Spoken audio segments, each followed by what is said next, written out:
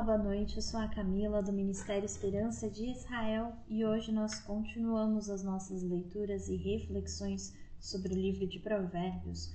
Hoje nós continuamos o capítulo 21, fazendo a leitura e as considerações dos versos 21 a 25.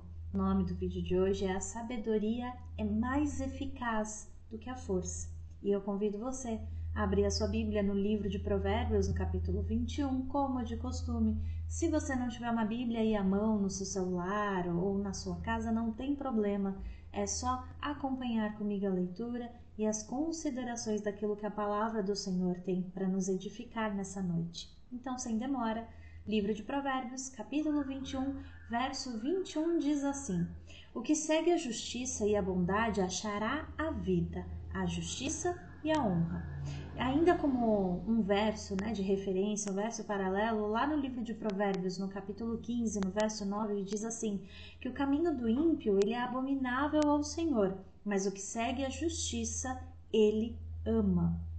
E ainda como está no livro de Mateus, no capítulo 5, verso 6, que diz que bem-aventurados são os que têm fome e sede de justiça, porque eles serão fartos. E é justamente para a gente refletir, Refletir que quem segue a justiça e a bondade encontra a vida porque encontra a misericórdia divina, Encontra a justiça porque essa é a recompensa da misericórdia divina e de todo aquele que se submete ao Senhor e que reconhece e busca ter mais dele sobre si, sobre o seu caminho, E encontra honra também.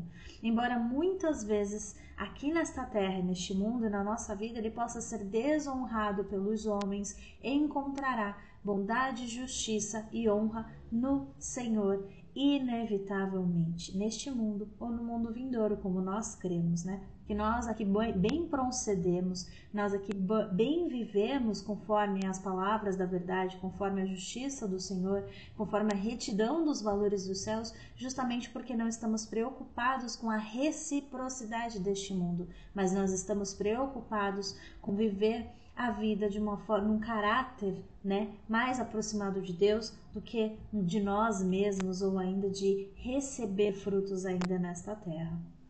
No verso 22 fala assim: a cidade dos fortes sobe o sábio e derruba a força em que confiaram. No livro de Eclesiastes, no capítulo 9, nos versos 14 e 16, diz a seguinte passagem: houve uma pequena cidade em que havia poucos homens, e veio contra ela um grande rei e a cercou, e levantou contra ela grandes baluartes, e encontrou-se nela um sábio pobre, que livrou aquela cidade pela sua sabedoria, e ninguém se lembrava daquele pobre homem.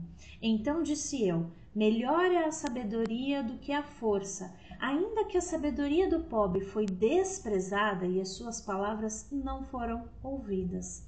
Ainda no livro de Eclesiastes, capítulo 7, versos 19, diz que a sabedoria fortalece ao sábio mais do que 10 poderosos que haja na cidade.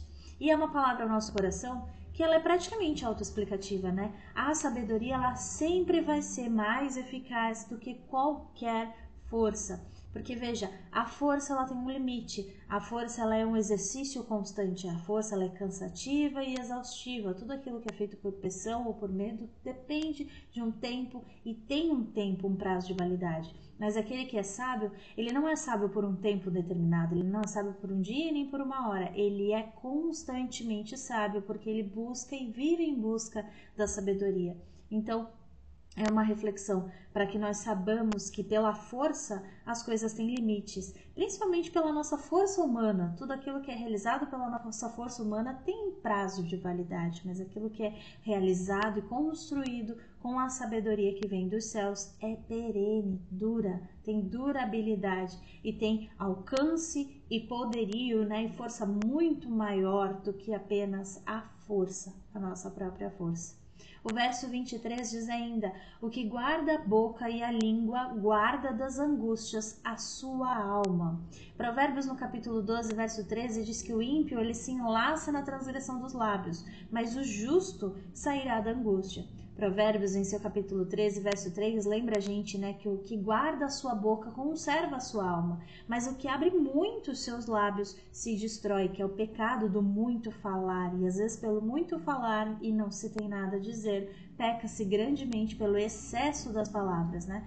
Provérbios capítulo 18, verso 21 fala ainda que a morte e a vida estão no poder da língua, e aquele que a ama comerá do seu fruto.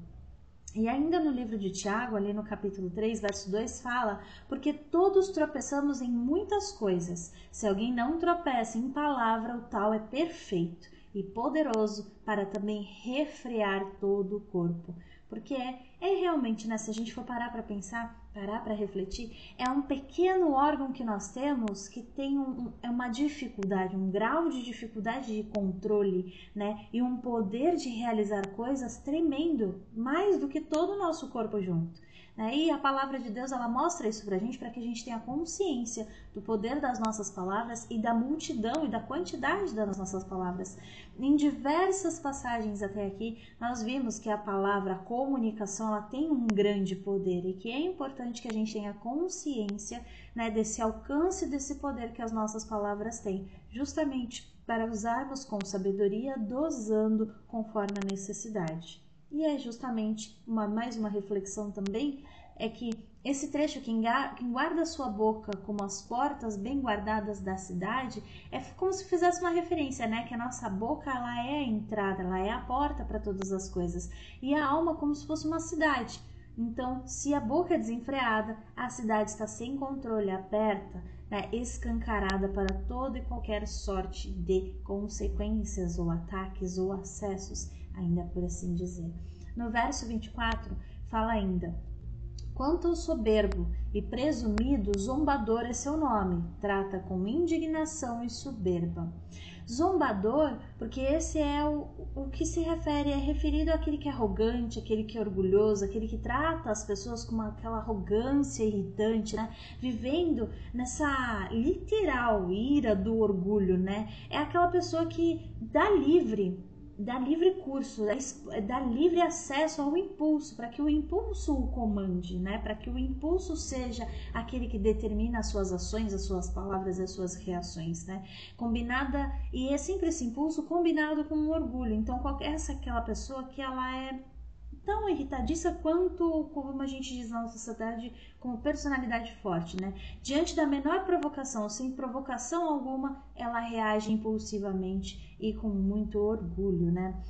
A penalidade da ira, da soberba, é que mesmo que, né, algumas pessoas se vejam como homens de espírito elevado e correto, ou ainda como apenas uma pessoa de personalidade forte, ele vai ser sempre conhecido como, pela palavra de Deus, como escarnecedor soberbo, porque no final, né, no final de tudo, eles vivem apenas seguindo os seus próprios sentimentos, os seus próprios conselhos desenfreadamente, não reconhecendo a necessidade de controle e autocontrole e de tolerância e de ponderância, né, de ponderamento das coisas, de reflexão, de temperança, né, que existe, né, que é necessário para o nosso comportamento, para a nossa personalidade, né? Assim a palavra do Senhor determina, porque todo aquele que vive desenfreadamente, ele vive para si, porque ele enxerga a si mesmo como o principal de sua vida. Mas quando nós conhecemos a Jesus e reconhecemos Ele como Jesus, né, e Senhor e Salvador, nós sabemos que já não vivemos por nós, e por isso nós precisamos seguir a direção e o padrão de comportamento de Jesus e assim nos encaminhar para o bom caminho e alcançar assim, né, os preceitos, né, viver aquilo que o nosso Mestre, o nosso Senhor determinou e viveu enquanto esteve aqui na Terra, né, mostrando o padrão de comportamento dos céus, daquele que habita nos céus. Se um dia nós quisermos, né, habitar com eles, é uma das coisas, mas não é a principal, mas nem a menos importante, né? É um dos itens essenciais, seguir a palavra da verdade, praticando-a em todo o seu alcance. E o último versículo dessa noite é o versículo 25, que diz que o desejo do preguiçoso o mata, porque as suas mãos se recusam a trabalhar. Mais uma vez a palavra de Deus confrontando a preguiça, confrontando o excesso de desejo sem nenhum tipo de ação, o excesso de desejo sem nenhum tipo de atividade, né, de busca em relação àquele desejo. Provérbios, no seu capítulo 13, verso 4, fala que a alma do preguiçoso, ela deseja e coisa nenhuma alcança, mas a alma dos diligentes se farta. É como a expressão que existe na nossa sociedade, né? O poder da mente, o poder do pensamento para conquistar todas as coisas. O pensamento, ele realmente tem, a mente tem realmente um poder sobre tudo aquilo que nós precisamos, conquistamos ou queremos realizar nessa vida, mas a mente, o pensamento puro e simples, sem nenhum tipo de atitude em relação à meta, dificilmente será alcançada alguma coisa. E por que eu digo isso? Porque a palavra de Deus diz isso. Então, se a palavra de Deus declara isso, essa é a verdade. E, verdadeiramente, nenhum de nós pode nomear alguém que conseguiu as coisas apenas sentando e meditando em conquistar, em perseverar, em realizar ou ainda em superar apenas sentado meditando. Não.